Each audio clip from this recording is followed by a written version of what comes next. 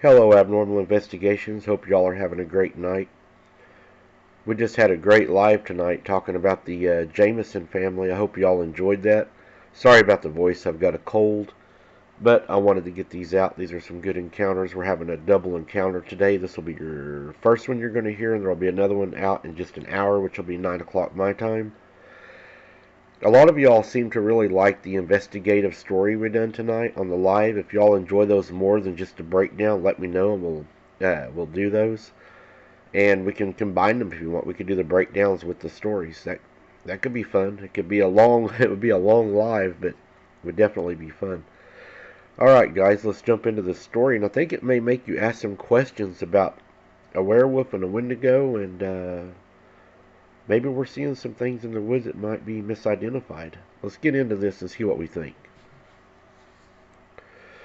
I'm still shaken as I recall the events of the fateful day. It's a memory that has been etched into my mind, a constant reminder of the terror I experienced. I don't know if anyone will believe my story, but it really happened. This is why I'm terrified of going outside in the snow alone. When I was 12, I was excited to play in the snow on a snow day from school. My brother and I had been waiting for what felt like an eternity for a day off from school. And finally the snow had accumulated enough for our school to close. We quickly got dressed in our warmest winter clothes, and we rushed outside to make the most of our snow day. My brother and I built snow forts and threw snowballs at each other, laughing and shouting with joy. Later, he went inside to play video games with his friend who had just arrived at our house. I decided to stay outside and build a snowman. I needed sticks for the yarn, so I ran to our 10-foot tall fence to find some. I found one easily and looked for another. On the other side of the fence I saw a bone white stick. I tried to reach for it, but as soon as I touched it, I was startled by a growl. A human-like creature stood up on the other side of the fence, looking down on me from the fence while standing on the ground. Its head looked like a wolf's head, but here's the weird thing. It was wearing a deer skull that was part of its head. It was actually wearing it like a mask. Its eyes scared me as they were deep crimson red. Its mouth was stained with dried blood. What scared me the most of all was that it spoke to me. In a dark, demonic voice, it said, "You're lucky that I just ate Little Mill. When next I see you, you won't be so lucky."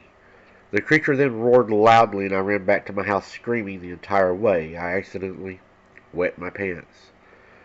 When I got to the back door, my mom opened the door to see me crying. She asked me what was going on, what was wrong, and I replied with, "The monster said it's going to eat me." My mom looked behind me and then back to me and said, "There wasn't anything there." And she went back inside. I looked behind me to see if she was right. I wish that I didn't, because when I did, I saw the crimson eyes staring back at me. And my snowman had a massive bite out of its head.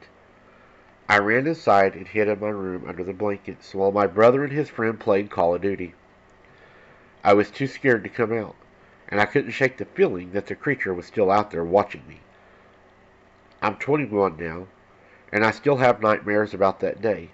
I think what I saw was a wendigo, but I've never heard of a wendigo that could speak before. That just scares me even more. The memory of that creature has haunted me for years, and I often find myself wondering if I really saw what I think I did because of how weird it looked. But I know I did. It was standing right there, and I was terrified. Even now, as I look back on the experience, I'm filled with a sense of dread. I thought of that creature with its crimson eyes and sinister voice still sends a fear into me like I cannot describe. I've tried to convince myself that it was just my imagination, that I was just a kid and I saw something that wasn't really there. But deep down, I know what I saw, and I know that it was really there. The scariest part is that I never told anyone about it that day, not even my parents. I was too scared and I didn't think anyone would believe me. But now, as I look back, I wish I'd told someone. Maybe then I wouldn't be haunted by this memory alone. All I can do now is hope that someday I'll be able to overcome this fear, to forget the terror that I felt that day. But until then, I'll just have to live with the knowledge that I saw something truly evil, something that will haunt me till the day I die. You know, guys, this story really made me think of something. When people say they see wendigos out in the woods, what if these werewolves and these cryptids are wearing skulls of the animals they hunt to try to look like the animals they hunt so they don't stick out as much? Is that why we see, like, a skinny deer that's hides falling off of it, it's rotting and everything, and it's got horns moving? Is it really a wendigo that's a rotted deer with stuff falling off of it and moving? Or is it something that's been ate and skinned and placed over something else to move through the woods and camouflage to look like another animal?